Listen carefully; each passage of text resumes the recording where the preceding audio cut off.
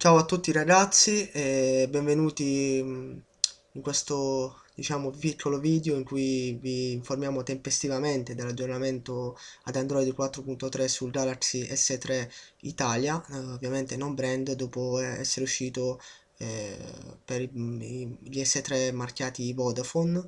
E perché diciamo che attendevamo con ansia questo aggiornamento? Beh, come sapete, in Inghilterra l'aggiornamento era stato bloccato per tanti motivi, tanti problemi, tanti bug, tra cui problemi al Bluetooth, in fase di riproduzione musicale, la pessima gestione della RAM, il wifi che dava problemi, non si riusciva ad agganciare, ritardi nel passaggio dallo stato di standby a quello di attivazione piena dello smartphone, schermata nera, non si poteva ricevere telefonate e via discorrendo. Bene, l'aggiornamento dovrebbe, tra virgolette dovrebbe, perché stiamo testando in queste ore, dovrebbe risolvere tutti questi problemi. Abbiamo subito aggiornato il nostro S3 di prova ad Android 4.3 e come potete notare ovviamente una delle novità principali è la possibilità di inserire nella schermata di blocco i widget. Andiamo subito a verificare nella sezione altro, a parte una diversa organizzazione delle sezioni principali dello smartphone, come divise in connessioni, dispositivo, account e altro. Andando su info sul dispositivo possiamo notare, a parte una maggiore reattività tra un passaggio e l'altro del menu e delle impostazioni, la versione Android 4.3 e poi sotto ovviamente il CSC italiano, che vi abbiamo anche linkato nell'articolo.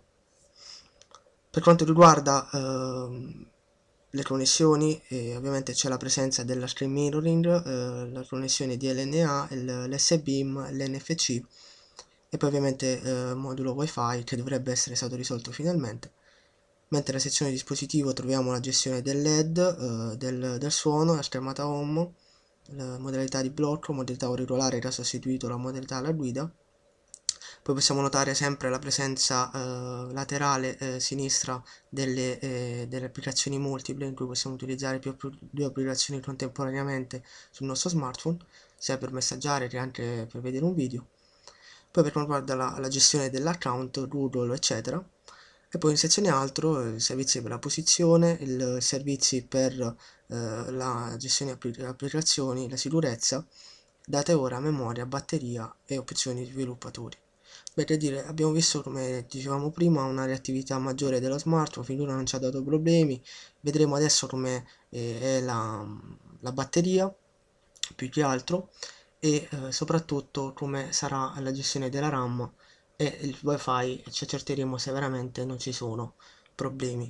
Intanto vi diciamo subito che appena sarà disponibile un firmware per Ordin, provvederemo subito a aggiornare l'articolo e pubblicare un articolo apposito appunto con il firmware e la guida per installare l'aggiornamento manualmente. Tramite OTA l'aggiornamento è disponibile, tramite KS ancora no, quindi vi invitiamo a pazientare e provare anche voi l'aggiornamento. Fateci sapere come l'avete trovato, restate aggiornati con noi Diffusion Serve e vi invitiamo a venirci a trovare a presto. Ciao a tutti!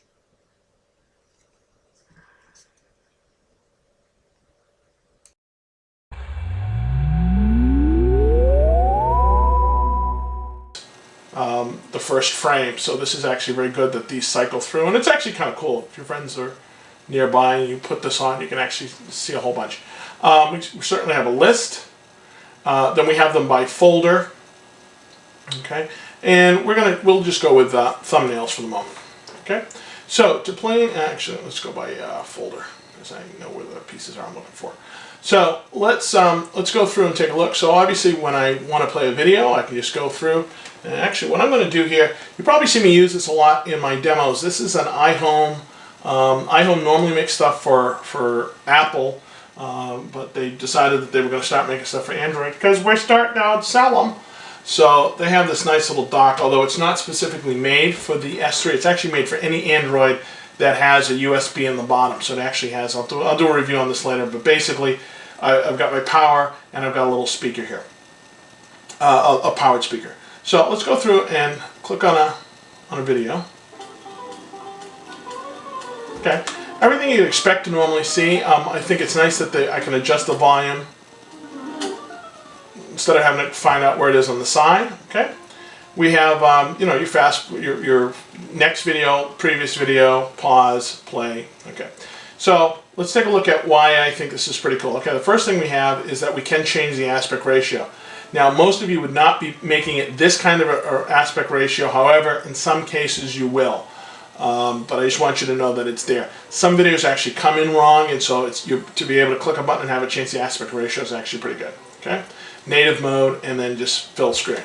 Then, of course, you've probably seen this already, but I'm going to show it to you anyways. This is the pop-up window.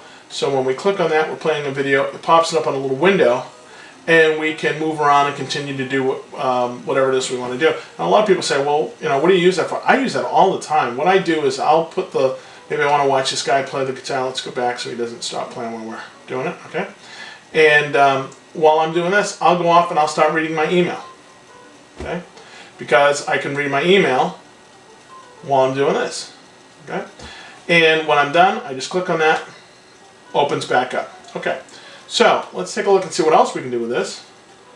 Let's go to settings. It's a little tough to get at those settings. Okay, shared and nearby devices. I'm going to come back to that in a minute. That's actually a very big one. And share via, we'll get to that one as well. All right, chapter preview. What it does is it breaks down your video into little sections, little chapters, wherever a scene changes. Not going to see a whole bunch in this, but in a regular movie, every time the scene changes, it will produce a chapter, so that's actually pretty good. So if you're looking for a specific part of a movie, you don't have to hunt and peck and scroll through it.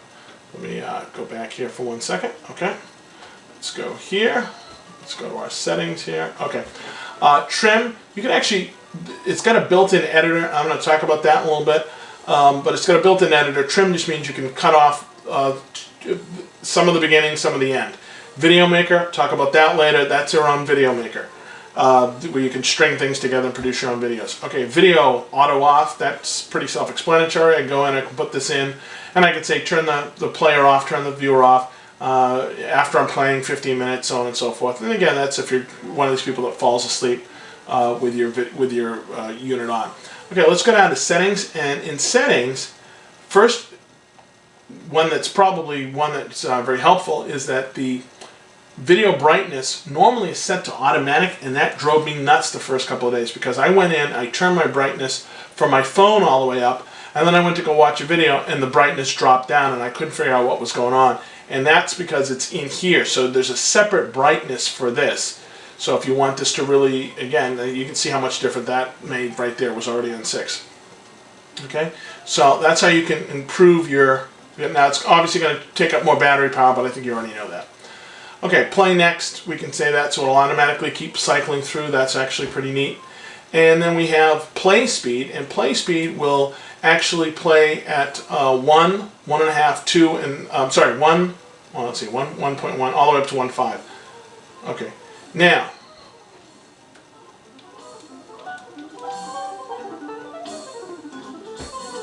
one of the interesting things about this is that they have applied their algorithm, which does not change the sound.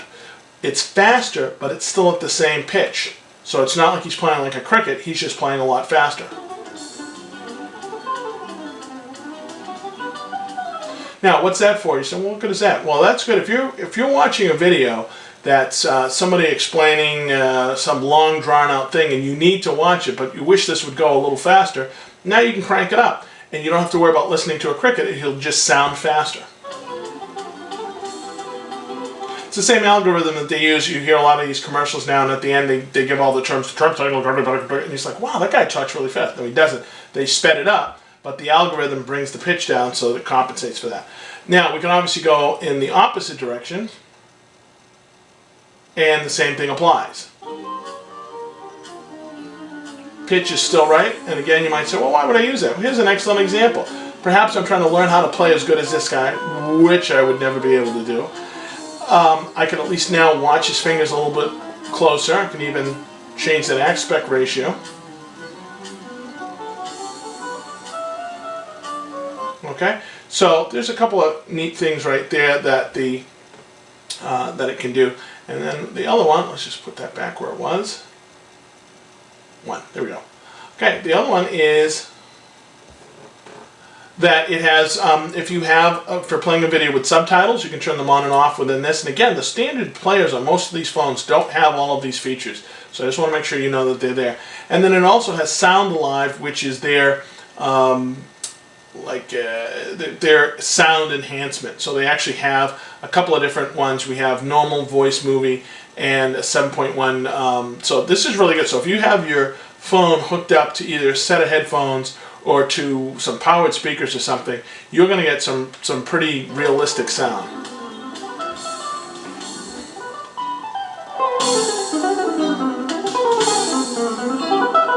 Okay, so the next one I want to talk about is this show scan for nearby devices, and this is actually pretty neat. And in order to do this, I'm going to have to actually, let's bring up the screen, and I'm going to have to actually pull the camera back just a wee bit.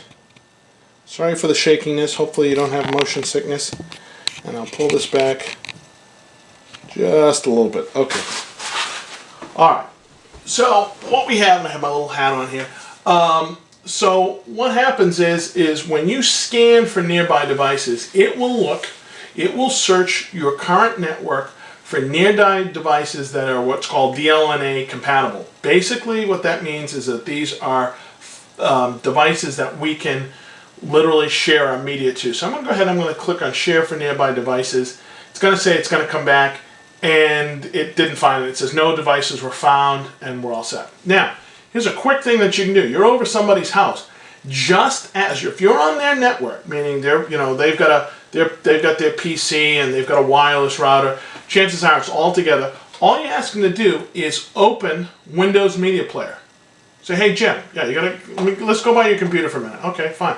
Do me a favor, open Windows Media Player for me. Okay, yeah, I can do that. Now what? Now let's go by and scan for nearby devices.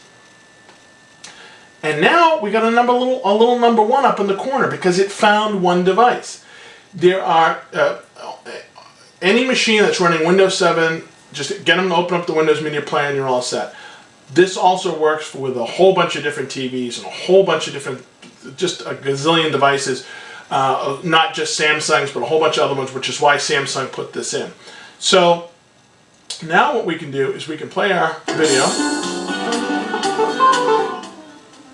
Okay. Now let's push the number 1, and it stops and it says, okay, where do you want me to send this? Well, we only have one choice, and that's our Windows Media machine. But again, if we were in a place that had a gazillion of them, we'd see them all.